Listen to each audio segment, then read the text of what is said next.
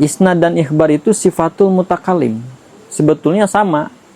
Secara hakikatnya isnad dan ikhbar itu juga. Bahuddin As-Subki beliau menegaskan bahwa ketika kalam keluar dari dua tujuan yang tadi,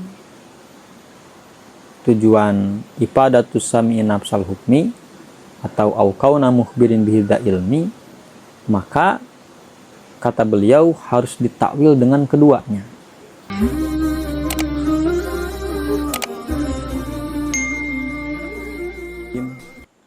Alhamdulillahirabbil alamin wa bihi nasta'in wassalatu wassalamu ala sayyidil mursalin sayyidina Muhammadin khatamin nabiyyin wa ala alihi wa sahbihi ajma'in, amma ba'du.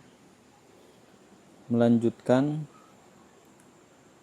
kajian sebelumnya, terakhir kita menjelaskan definisi ilmu ma'ani dan apa saja yang dibahas di dalam ilmu ma'ani. Sekarang kita masuk ke pembahasan pertama di dalam ilmu ma'ani, yaitu ahwalul isnadil khobari. Al-babul awwalu ahwalul isnadil khobari. Isnadil khobari. Bab pertama ini menjelaskan ahwalul isnad, menjelaskan kondisi-kondisi isnad. Al-khobari yang dinisbatkan kepada khobari, isnad khobari. Sebetulnya di sini walaupun judulnya difokuskan kepada isnad khobari, tetapi di dalam bab ini tidak hanya dijelaskan isnad khobari, tetapi isnad insya'i pun di sini disebutkan. Hanya saja kenapa difokuskan dalam judul ini, dikarenakan fenomena terjadinya isnad khobari lebih banyak. Makanya di sini disifati dengan al-khobari. Ahwal, maksud ahwal di situ al-umurul aridoh lahu, sesuatu yang baru terhadap isnad. Kondisi isnad, bisa dikatakan kondisi-kondisi isnad. Maksudnya ada 4. Maksud ahwal di sini ada 4. Yang pertama at-taukid. Taukid, penegasan. Taukid itu termasuk kondisi isnad. Karena taukid, di antara taukid itu mengarah kepada isnad. Ada beberapa taukid, ada yang taukid mengarah kepada musnad ilaih, ada yang taukid mengarah kepada musnad. Namun taukid di sini adalah penguatan yang ada dalam isnad. Yang kedua, maksud ahwal di sini adalah tarkuhu wa tarkuhu, pengosongan taukid. Jadi isnadnya dikosongkan dari taukid. Yang ketiga, wal haqiqatul aqliyatu, yang ketiga hakikat akliyah, hakikat rasional. Yang keempat terakhir, wal majazul akli, majaz akli, majaz rasional. Nah, di sini dalam bab ini pembahasan hanya cuma 4, berarti taukid, tarkut taukid, haqiqah akliyah, dan majaz akli. Nah, Nazim Al-Imam Abdurrahman Al-Akhdari menjelaskan dulu definisi isnad itu apa. Isnad itu apa? Dan beliau mendefinisikan isnad itu meninjau dari sisi struktur bahasa.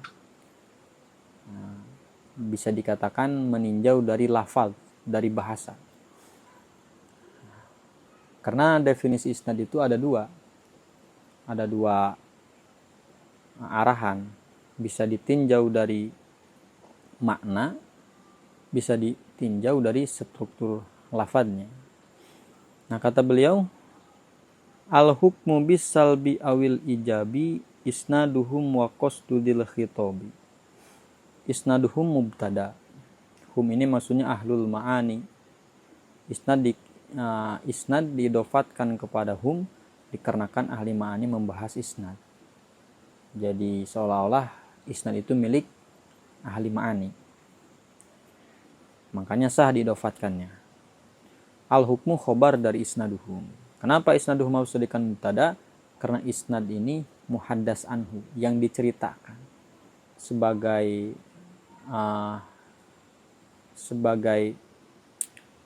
yang pertama, sebagai sesuatu memang jadi inti, makanya harus jadikan muhaddas anhu, harus jadikan mubtada. Isnaduhum al-hukmu bisalbi. Isnad menurut ahli ma'ani itu al-hukmu, menghukumi sesuatu, menetapkan sesuatu, bisalbi dengan salab, dengan penafian, awil ijabi atau dengan penetapan. Kita menghukumi sesuatu dengan mengiyahkan atau mentidakkan, mengklaim sesuatu, mengiyahkan dengan mengiyahkan atau mentidakkan, itu namanya isnad. Ini isnad, definisi isnad ini ditinjau dari struktur, dari sisi makna ya. Tadi salah, dari sisi makna. Ini isnad diambil dari sisi maknanya, ditinjau dari sisi makna. Contoh yang bisalbi seperti Zaidun laisa biqaimin. Zaid bukan berdiri. Zaid tidak berdiri. Ini mengklaim Zaid dengan menafikan diri berdiri dari Zaid. Contoh ijab seperti Zaidun qaimun. Zaidun qaimun ini ijab. Isnadul qiyam li Zaidin namanya isnad.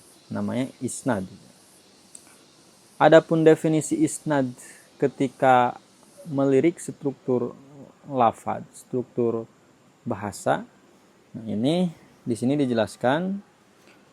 Maka definisinya dhammu kalimatin au ma yajri majroha ila ukhra bihaitsu yufidul hukma bi anna mafhuma ihdahuma sabitun li mafhumil ukhra au manfiyun anha au ma yajri majroha. Isnad itu dhammu kalimatin. Isnad, definisi isnad meninjau struktur bahasa. Dhammu kalimatin, menggabungkan satu kalimat ila ukhra, kepada kalimat yang lain. Seperti kita gabungkan kalimat qaim dengan kalimat Zaid. Bihaitsu yufidul hukma bi anna mafhuma ihdahuma sabitun li mafhumil ukhra. Digabungkan itu tujuannya supaya menghasilkan hukum, baik ditetapkan atau dinafikan. Kalau kita menggabungkan qiyam kepada Zaid, maka kita menggabungkan satu kalimat kepada yang lain dengan tujuan supaya qiyam ini, berdiri ini ditetapkan kepada Zaid. Au manfiun anha, atau dinafikan. Seperti kita mengatakan Zaidun laisa biqaimin. Berarti kita menggabungkan qiyam dan Zaid supaya menghasilkan hukum, tidak ditetapkan qiyam kepada Zaid. Nah, di sini ada kalimat dhammu kalimatin au ma yajri majroha. Jadi tidak hanya sekedar kalimat digabungkan dengan kalimat lain, tetapi ma yajri majroha pun bisa dikatakan isnad. Jadi dhammu ma yajri majrol kalimati ila ukhra gitu. Contoh, gimana contohnya? Seperti yang populer, tasma'u bil mu'aida. Tasma'u bil mu'aidi ya. Tasma'u bil mu'aidi khairun min antaro. Mendengarnya kamu kepada Kang Mu'ed itu lebih baik daripada kamu melihatnya. Sifat mu'aid itu bagus, tapi kondisi tubuhnya jelek gitu. Jadi mendingan kamu mendengarnya daripada melihatnya. Nah, tasma ini isnad. Ini walaupun jumlah tapi majro al kalimah. Jadi seperti kalimat. Makanya di sini definisinya dhammu kalimatin au ma yajri majroha. Ada juga au ma yajri majroha di akhir definisi, yaitu bihaitsu yufidul hukma bi anna mafhuma ihdahuma sabitun 50 ukhra au manfiun anha au ma yajri majroha.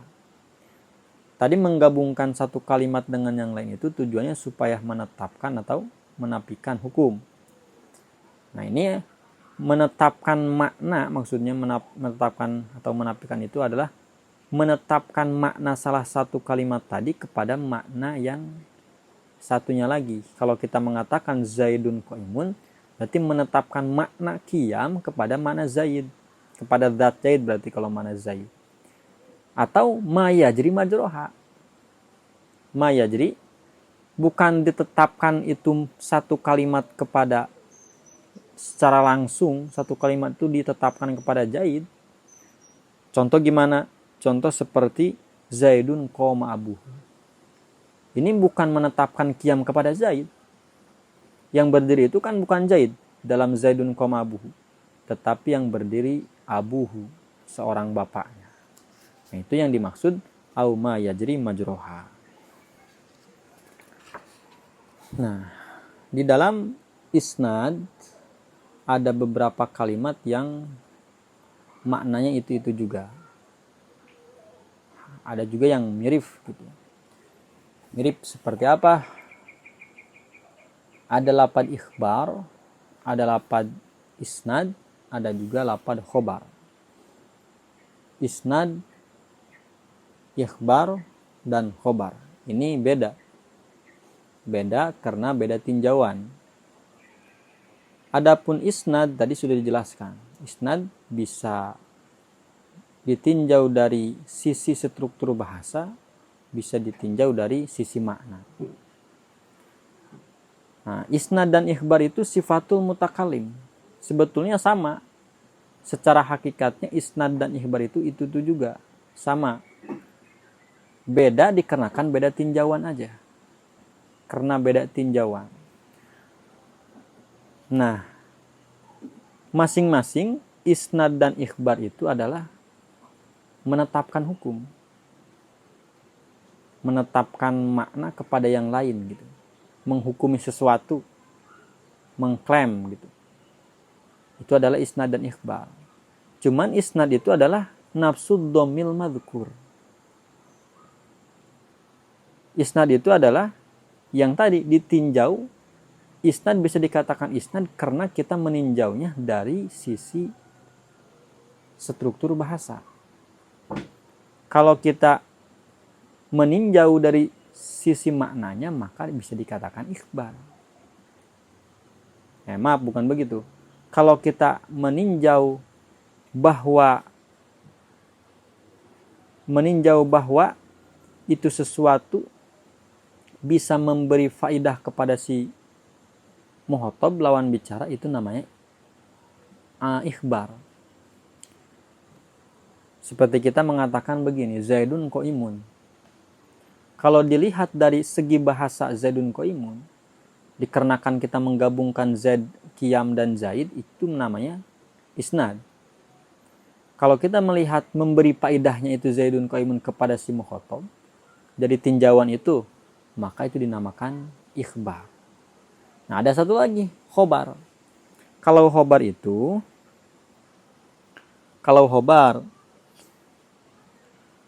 itu ifadatus sami. Kalau khobar itu ismun linafsil kalam al muhbari bihi maqatin nadhar anil mutakallimi wasami. Khobar itu satu nama untuk kalam yang tadi, tanpa melirik, tanpa meninjau mutakallim ataupun muhotob. Zaidun qaimun namanya khobar, tanpa kita meninjau apakah yang menggabungkan qiyam kepada Zaid itu si mutakalim, atau meninjau bahwa ini memberi faedah. Tidak, tanpa meninjau kedua itu namanya khobar. Itu berikut perbedaan isnad dan ikhbar dan khobar. Nah, wa qasdu dzil khitabi ifadatus sami'in nafsal hukmi au qauna mukhbirin bihi dza ilmin. Di dalam bait ini menjelaskan tujuan si penutur, tujuan bicara si penutur, tujuan kalam mutakallim. Apa tujuannya? Dia berkata itu apa tujuannya? Nah, di sini secara asal hukum dasar, undang-undang dasarnya, bahwa tujuan si mutakalim dari mengatakan sesuatu itu hanya cuma dua. Pertama, kata di sini ifadatus sami wa qasdu dil khitabi. Kita manai betnya dulu. Wa qasdu ini masdar bimana isim maf'ul. Qasdu ay maqsudu dil khitab. Maksudnya si mutakalim. Dil khitab itu mutakalim. Maksudnya mukhbir, orang yang sedang berbicara, yang memang fokus terhadap pembicaraannya. Dia menginginkan memang niat berbicara gitu, atau niat memberitahu seseorang. Dil khitab, jadi intinya dil khitab itu mutakalim, si penutur. Qasdu dil khitabi, maksud si mukhatab, maksud mutakalim dari ucapannya itu adalah ifadatus sami. Yang pertama ifadatus sami. Ifadatus sami itu apa? Memberi pengetahuan kepada si mukhatab. Seperti tadi mukhatab tidak tahu bahwa Zaid itu meninggal misalkan. Kita katakan Zaidun mata. Berarti kita memberitahu kepada si mukhatab lawan bicara kita bahwa Zaid meninggal. Tujuan yang pertama.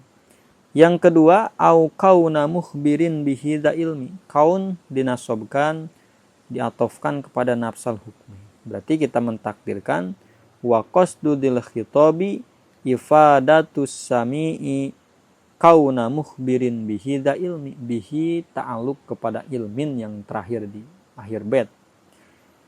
Atau tujuannya si mutakalim berbicara itu adalah memberi paham si mukhatab. Kalau tadi nafsal hukmi, memahami si mukhatab, memberi paham si mukhatab kepada satu hukum, zat hukum. Seperti tadi hukum dari ungkapan Zaidun qaimun qiyamu Zaidin. Berdirinya si Zaid itu hukum. Kita beritahukan karena Zaid tidak tahu. Kalau yang sekarang memberitahu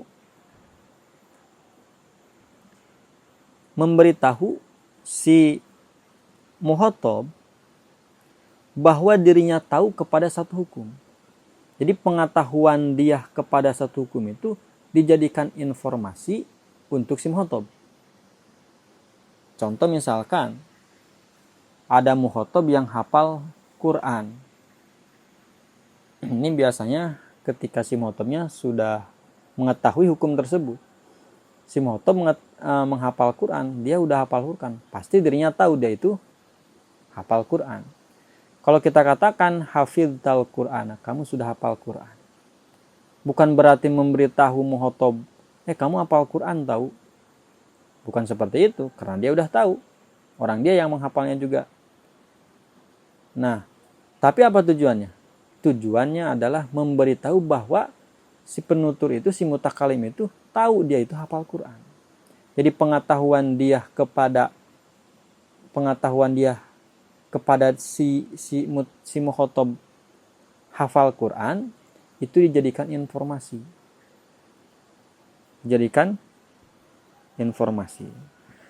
Nah, sampai sini jelas. Insyaallah.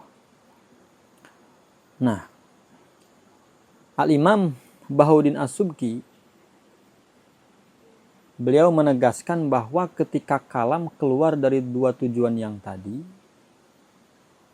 tujuan ifadatus sami'i nafsal hukmi atau au kauna mukhbirin bihida ilmi, maka kata beliau harus ditakwil dengan keduanya.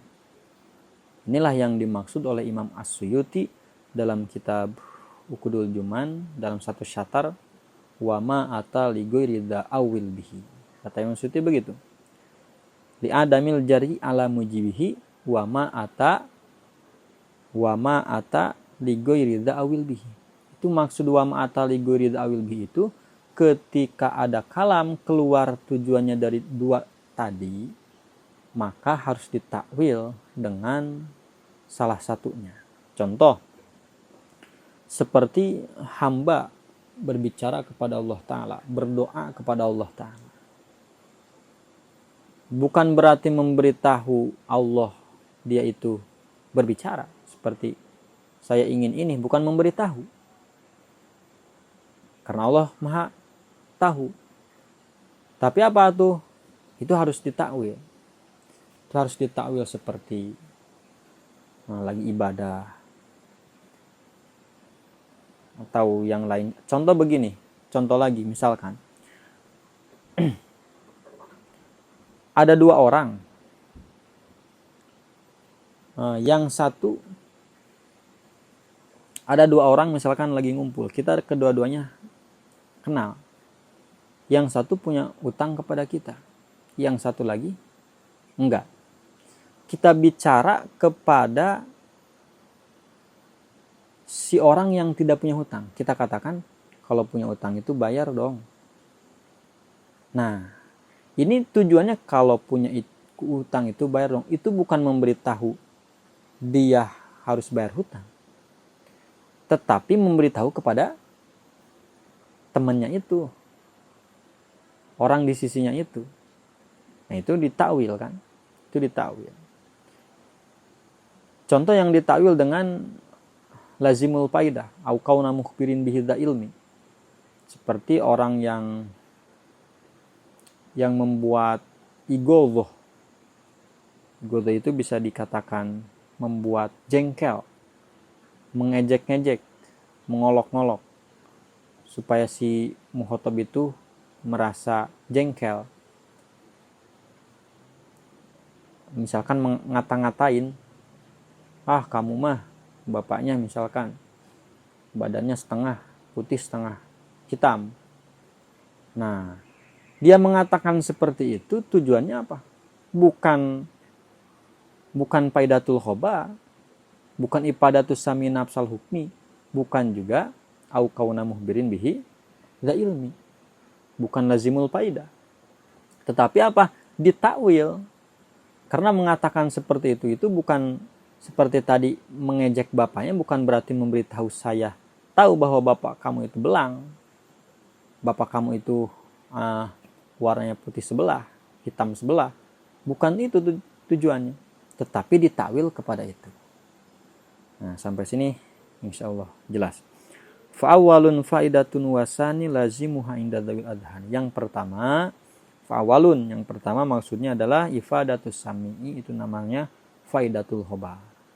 Wasani, yang kedua yaitu au kauna mukhbirin bihidza ilmi, lazimah itu lazimul faidah inda dzawil adhani, menurut ulama ahli ma'ani yang mempunyai pemikiran bagus. Adhan, mempunyai hati, pemikiran yang bagus.